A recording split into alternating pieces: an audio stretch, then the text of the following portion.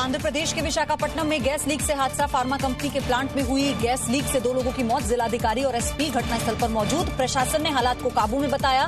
52 दिन पहले भी विशाखापट्टनम में गैस लीक से हादसा हुआ था। जम्मू कश्मीर के अनंतनाग में सुरक्षा बलों और आतंकियों के बीच मुठभेड़ शुरू। ऑपरेशन में सेना और जम्मू कश्मीर पुलिस के जवान शामिल। पूरे इलाके में सुरक्षा बल तैनात। अनंतनाग के बगामा में आतंकियों को घेरा गया। पीएम मोदी आज शाम 4 बजे देश को संबोधित करेंगे। प्रधानमंत्री कार्यालय ने एक ट्वीट में ये जानकारी दी। माना यह जा रहा है कि पीएम कोरोना और चीन के साथ सीमा पर चल रहे विवाद पर बात कर सकते हैं। आत्मनिर्भर भारत के अभियान को आगे बढ़ाने पर भी जोर दे सकते हैं। भारत सरकार ने चीन के 59 मोबाइल ऐप्स पर रोक लगा दी है। लद्दाख सीमा पर तनाव के बीच चीन के खिलाफ भारत का ये बड़ा फैसला है। सरकार की ओर से जारी एक बयान में कहा गया कि उपलब्ध सूचना के मुताबिक ये ऐप उन गतिविधियों में लगे हैं जो भारत की संप्रभुता, अखंडता और सुरक्षा के लिए खतरनाक है। भारत ने चीन के जिन मोबाइल ऐप पर प्रतिबंध लगाया है उनमें टिकटॉक, हेलोकैम स्कैनर और यूसी न्यूज जैसे पॉपुलर ऐप शामिल हैं। खुफिया एजेंसी ने चीन के कई ऐप्स पर प्रतिबंध लगाने की सिफारिश की थी। टिकटॉक जैसे ऐप का इस्तेमाल भारत के खिलाफ दुष्प्रचार के लिए किया जा रहा है। चीन के साथ सीमा विवाद के बीच भारतीय नौसेना ने हिंद महासागर में निगरानी बढ़ा दी है। अमेरिका और जापान की नौसेना के साथ भारतीय नौसेना ने हिंद महासागर में बड़ा युद्ध अभ्यास किया, जिसमें भारतीय नौसेना के आईएनएस राणा और आईएनएस कुलिश शामिल हुए। पूर्वी लद्दाख में एलएसी पर तनाव के बीच भारत और चीन की सेना के बीच आज कोर कमांडर स्तर की बैठक होगी। सूत्रों के मुताबिक ये बैठक चुचूल में भारत की सीमा पर बने बॉर्डर पर्सनल मीटिंग प्वाइंट पर होनी तय हुई है। गलवान में संघर्ष के बाद भारत चीन की 2 बार कोर कमांडर स्तर की बातचीत हुई। भारत को फ्रांस से मिलने वाले 6 रफाल लड़ाकू विमान 27 जुलाई को भारत पहुंचेंगे। भारत को फ्रांस से कुल 36 रफाल लड़ाकू विमान मिलने हैं। पहली खेप में 4 लड़ाकू विमान आने थे, लेकिन अब 6 रफाल विमान भारत पहुंच रहे हैं। फ्रांस से मिलने वाले रफाल लड़ाकू विमान अंबाला एयरफोर्स स्टेशन पर तैनात होंगे। तिब्बत के निर्वासित राष्ट्रपति लोपसांग सांगे ने कहा कि भारत को चीन के साथ द्विपक्षीय वार्ता में तिब्बत का मुद्दा उठाना चाहिए। लोपसांग ने कहा कि भारत और चीन के बीच तनाव का एक मुद्दा तिब्बत भी है। तिब्बत भारत और चीन के बीच बफर जोन का काम करता था, लेकिन चीन ने तिब्बत को हथिया लिया। चीन ने भूटान की एक नई जमीन पर अपना दावा ठोका है। चीन ने कहा है कि सक्तेंग की जमीन विवादित है। भूटान ने चीन की इस नापाक चाल का कड़ा विरोध किया। चीन ने ये चाल ग्लोबल एनवायरमेंट फैसिलिटी काउंसिल की 58वीं बैठक में चली। अमेरिका ने कहा कि चीन में उइगर मुसलमानों की आबादी को जबरन कम करने की कोशिश की जा रही है। अमेरिका ने दावा किया कि उइगर मुस्लिम महिलाओं को जबरन गर्भपात करने को मजबूर किया जाता है। चीन के अल्पसंख्यकों में उइगर सबसे बड़ा समुदाय है।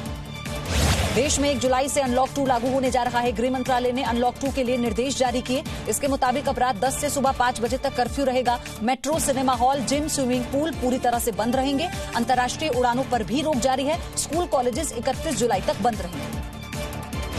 भारत की वैक्सीन निर्माता भारत बायोटेक ने दावा किया है कि उसने सफलतापूर्वक कोरोना वायरस की वैक्सीन कोवैक्सीन बना ली है। कंपनी ने बताया है कि आईसीएमआर और नेशनल इंस्टीट्यूट ऑफ वायरोलॉजी के साथ मिलकर कोविड-19 के लिए सफलतापूर्वक वैक्सीन विकसित की गई।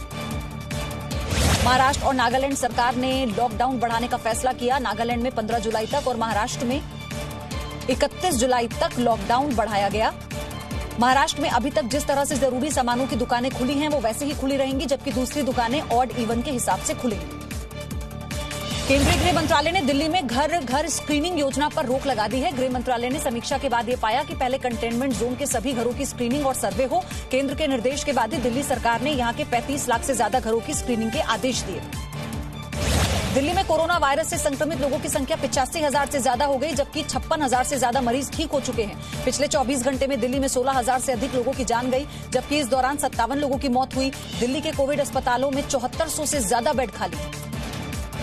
कांग्रेस महासचिव प्रियंका गांधी वाड्रा ने बीएसपी अध्यक्ष मायावती के रुख पर सवाल उठाए हैं। प्रियंका गांधी ने ट्वीट कर कहा कि विपक्ष के कुछ नेता बीजेपी के अघोषित प्रवक्ता बन गए। जो सरकार देश की सरजमी को गवा दे, उस सरकार के खिलाफ लड़ने की हिम्मत बनानी पड़ेगी।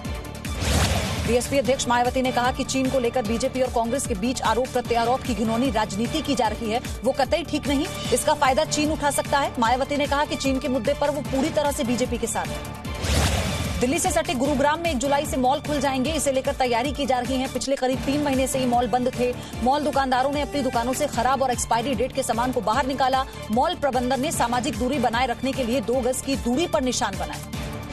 बिहार में पिछले 24 घंटे में कोरोना से 394 नए मामले सामने आए। ये अपने आप में एक रिकॉर्ड है। राज्य में अब तक 9,600 से ज्यादा लोग कोरोना के शिकार हो चुके हैं, जबकि 63 लोगों की मौत हो चुकी है। बिहार में कोरोना से ठीक होने वाले मरीजों की दर 77% है। बिहार में प्रवासी मजदूरों के लौटने के बाद मामले काफी तेजी से बढ़े। पश्चिम बंगाल में 1 जुलाई को डॉक्टर्स डे पर छुट्टी का ऐलान किया गया। सीएम ममता बनर्जी ने केंद्र सरकार से अपील की कि इस दिन को राष्ट्रीय अवकाश घोषित किया जाए। उन्होंने कहा कि डॉक्टर्स के सम्मान में यह फैसला लिया गया। ऐसा करके वो कोरोना योद्धाओं के प्रति आभार जताना चाहती है। मेक इन इंडिया को बढ़ावा देने के लिए केंद्र सरकार ने बड़ा फैसला किया। सरकार ने हर महीने 50 लाख पीपीई किट के निर्यात को मंजूरी दे दी। वाणिज्य मंत्री पीयूष गोयल ने इस बारे में ट्वीट किया। उन्होंने लिखा कि सरकार ने मेक इन इंडिया और आत्मनिर्भर बनने का जो सपना देखा वो अब साकार हो रहा है।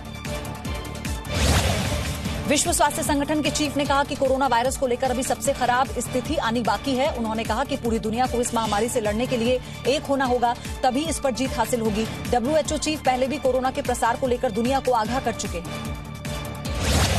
संदेशरा ग्रुप के बैंक फ्रॉड मामले में कांग्रेस नेता अहमद पटेल से ईडी आज फिर पूछताछ करेगी। अहमद पटेल से पहले उनके बेटे फैजल पटेल और दामाद इरफान सिद्दीकी से भी कई बार पूछताछ हो चुकी है। सुनील यादव नाम के व्यक्ति ने ईडी से कहा था कि चेतन संदेशरा और गगन धवन कई बार अहमद पटेल के घर जाते थे। उत्तर प्रदेश के मुख्यमंत्री योगी आदित्यनाथ आज बुंदेलखंड से हर घर नल का जल योजना की शुभारंभ करेंगे। पहले चरण में बुंदेलखंड और विंध्य क्षेत्र की 14 लाख की आबादी तक पानी पहुंचेगा। ये परियोजना 10,131 करोड़ की है। योजना से बुंदेलखंड में पानी की समस्या काफी हद तक हल हो जाएगी।